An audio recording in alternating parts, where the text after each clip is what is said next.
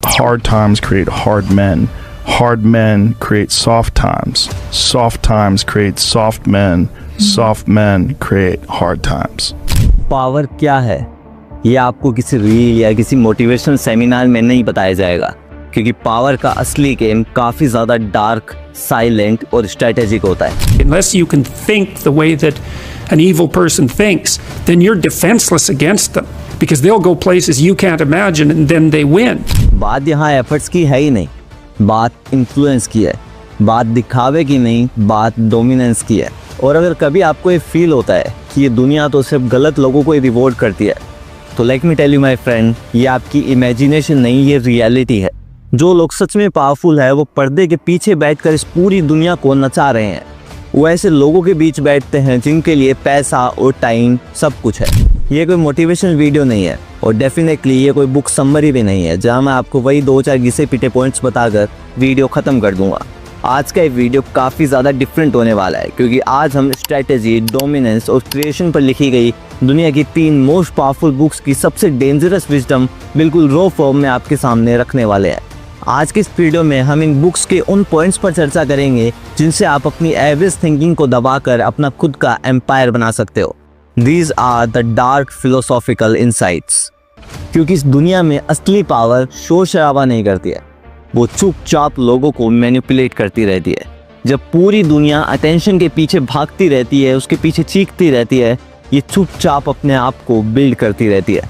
और अगर आपने नहीं समझा कि ये पावर का गेम कैसे काम करता है, तो आप पूरी ज़िंदगी उन खिलाड़ियों के लिए तालियां बजाने में लगा देंगे जो आपकी एनर्जी से अपना खुद का साम्राज्य बनाकर बैठे हैं। तो इस वीडियो को बिल्कुल गौर से देखिए, क्योंकि आज का ये वीडियो आपकी पूरी ज़िंदगी बदल सकता है।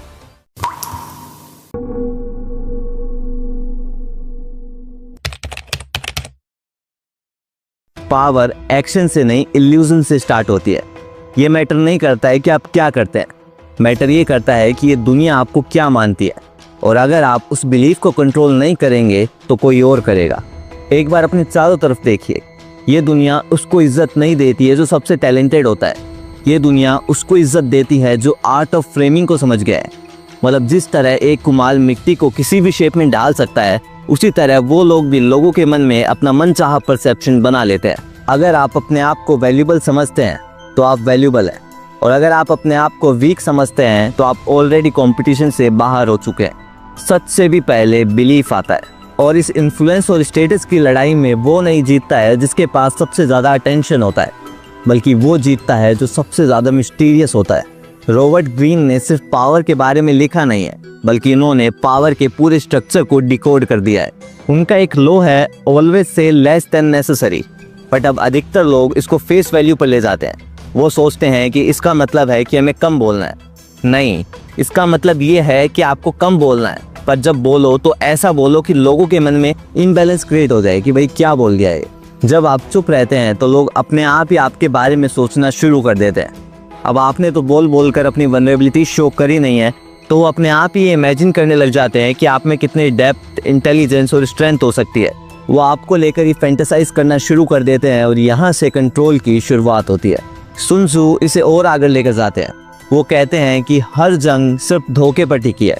All warfare is based on deception, just deception. जहाँ आग लगी है वहाँ सामने वाले को सिर्फ धुआं दिखाओ। जब वो आपकी परछाई को चेस कर रहे हो तब पीछे से आकर उन पर वार कर दो।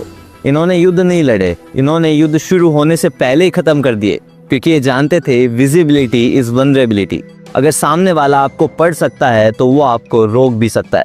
अपनी बुक 0 to 1 में पीटर थिल भी यही कहते हैं कि मोनोपोली तभी बनाई जा सकती है जब आपके पास कुछ ऐसी इंफॉर्मेशन हो जो दूसरों के पास ना हो। बट अब इसका मतलब ये नहीं कि आपको नए नए सीक्रेट्स ढूंढने हैं, आपको उन्हें छुपाना भी है। पावर का मतलब सिर्फ ये नहीं है कि आपको ज़्यादा पता है। पावर का मतलब ये है कि सामने वाले को लगता है कि उसको आपसे ज़्यादा पता है, वो आपसे आगे है। इस दुनिया के जो मोस्ट पावरफुल लोग होते हैं वो अनप्रेडिक्टेबल होते हैं, वो अनरीडेबल होते हैं। कोई भी उन्हें पढ़ नहीं सकता है, क्योंकि वो ओवर एक्सप्लेन नहीं करते हैं, वो ओवर जस्टिफाई नहीं करते हैं। वो लोगों से भीख नहीं मांगते हैं कि मुझे समझो, क्योंकि उनकी कन्फ्यूज़न ही उनके फेवर में काम करती है। क्योंकि जब लोग आपके बारे में कंफ्यूज होते हैं तो वो आपको ओवर एस्टिमेट करते हैं, और जब वो आपको ओवर एस्टिमेट करते हैं तो आप पावर में आ जाते हैं। आप सोचते हैं कि आपको अपने आप को प्रूव करना है, जबकि आपको बिल्कुल भी नहीं करना है, बल्कि आपको तो उनके दिमाग का एक ऐसा सवाल बनना है जिसका जवाब उन्हें कभी भी ना मिले, क्योंकि यहीं से ही पावर की शुरुआत होती है। अब जैसे ही आप परसेप्शन के खेल को समझ जाते हो, आपको एक और बात समझ में आती है कि सिर्फ इल्यूजन भी काफ़ी नहीं है। ये दुनिया ऐसे लोगों से भरी पड़ी है जो दूसरों के दिमाग में फेक इमेजेस बनाना जानते हैं, बट बहुत कम ऐसे लोग हैं जो ये जानते हैं कि बिहाइंड द सीन जो भी चल रहा है उसे कैसे कंट्रोल करना है। असली पावर को दिखाने की ज़रूरत नहीं है, वो अपने आप फील हो जाती है। आर्ट ऑफ वॉर में सुन त्सू भी कहते हैं कि अपने एनिमी को बिना लड़े ही हरा देना सबसे बड़ी एक्सीलेंस है। अब यहाँ पर ये नहीं बताया जा रहा है कि आपको कॉन्फ्लिक्ट्स को अवॉइड करना है, बल्कि यहाँ पर ये बताया जा रहा है कि आपको वॉर माइंडसेट लेके आना है। जो सबसे ग्रेट लीडर्स होते थे वो बैटल्स लड़ते नहीं थे, बैटल्स क्रिएट करते थे। वो चेस बोर्ड पर सिर्फ गोटियां नहीं लाते थे, बल्कि दूसरों के रियलाइज करने से पहले पूरा का पूरा गेम शिफ्ट कर देते थे। जब सबकी नजरें प्यादों पर होती थी, तब तक राजा एक ऐसी पोजीशन पर पहुंच चुका होता था जहां तक वो कभी भी ना पहुंच पाए। रॉबर्ट ग्रीन ने अपनी बुक में बताया है कि अपने दुश्मन को बिल्कुल ब्रूटली खत्म कर दो, मतलब उसके फाइट बैक करने के हर ऑप्शन खत्म कर दो, क्योंकि जब आप अपने दुश्मन के ऑप्शंस खत्म कर देते हैं तब आप जीत जाते हैं। बट ये थोड़ा और डीप जाएगा। सामने वाले को ऐसा लगना चाहिए कि वो कंट्रोल में है, क्योंकि जब सामने वाले को ऐसा फील होता है कि उसके पास अपर हैंड है तो वो बिल्कुल फ्रीली एक्ट करेगा और आपको हर वो मौका देगा जो आपको चाहिए। मैनिपुलेशन यही तो होता है कि एक ऐसा माहौल बना दो कि सामने वाले का हर मूव आपकी स्ट्रेटेजी का हिस्सा हो। अब पीटर थियल भी यही सिखाते हैं कि मोनोपोली तभी बनाई जा सकती है जब आपके पास कुछ ऐसी यूनिक चीज है जो दूसरे कॉपी ना कर सके। और ये बात सिर्फ बिजनेस पर ही नहीं बल्कि हमारी लाइफ पर भी लागू होती है। एक इंसान तभी पावरफुल होता है जब उसके पास कोई ऐसी यूनिक चीज है जिसे दूसरे कॉपी ना कर सके, मतलब आपको बहुत वैल्यूएबल बनना पड़ेगा। एक अच्छा मैनिपुलेटर कैसे सोचता है? वो कभी भी इम्पल्सिवली एक्ट नहीं करता, वो अपना हर कदम फूक फूक कर रखता है और उसकी हर चॉइस के पीछे कोई ना कोई पर्पस होता है। किसी ऐसी लड़ाई में दिमाग लगाने का क्या फायदा जिसमें पता है कि नहीं जीता जा सकता। इसकी जगह वो क्या करते हैं, वो अपने एनिमी को अपने एरिया में बुलाते हैं, उसे ऐसा फील करवाते हैं कि वो कंट्रोल में है। वो ऐसा तब तक करते हैं जब तक उनका एनिमी उनके ट्रैप में अच्छे से ना फंस जाए, और फिर जाकर दुश्मन को रियलाइज होता है कि इट्स टू लेट। पावर चाहिए तो चीज़ों को छुपाना सीखो। जीतने का सबसे अच्छा तरीका है कि सामने वाले को ये विश्वास दिला दो कि आप हार गए हो। जब पूरी दुनिया आईपीएल देखने में बिजी है, आप चेस को मास्टर कर रहे हैं, और वो भी गेम वाले चेस को नहीं, अपनी लाइफ के चेस को, जिसके रूल्स बने बनाए नहीं है, बल्कि वो तो आपका इंतजार कर रहे हैं कि आप आओ और अपने खुद के रूल्स बनाओ। अब यहाँ से थोड़ा थोड़ा फिलोसॉफिकल एंगल शुरू होता है। मतलब हमें कुछ ऐसी चीज बनानी है जो लंबे समय तक टिके और जिसे कोई कॉपी ना कर सके, क्योंकि एट द एंड आप सिर्फ मैनिपुलेशन से पावरफुल नहीं बन सकते हैं। आपको एक ऐसा सिस्टम बनाना पड़ेगा जो इतना परफेक्ट, इतना फाउंडेशनल हो कि वो खुद ही खुद को चलाता रहे, और तब जाकर आपको पावर के लिए लड़ने की जरूरत नहीं है, क्योंकि पूरा का पूरा गेम ही आपका है। सुन त्सू ये बात जानते थे, और जब वो कहते हैं कि जीत उन लोगों के लिए रिजर्व है जो इसकी कीमत चुकाना जानते हैं, तो यहाँ पर बात सिर्फ सेक्रीफाइस की नहीं हो रही है, क्योंकि जीत की कीमत सिर्फ खून से नहीं चुकाई जाती है, वो वक्त से भी चुकाई जाती है, क्योंकि वक्त एकलौती ऐसी चीज है जो आप कभी वापस नहीं पा सकते हैं। और जो लोग पावर को मास्टर करते हैं वो ये बात समझते हैं कि टाइम की नींव पर ही असली एम्पायर बनाया जा सकता है। ये एक काफी बड़ा गेम है।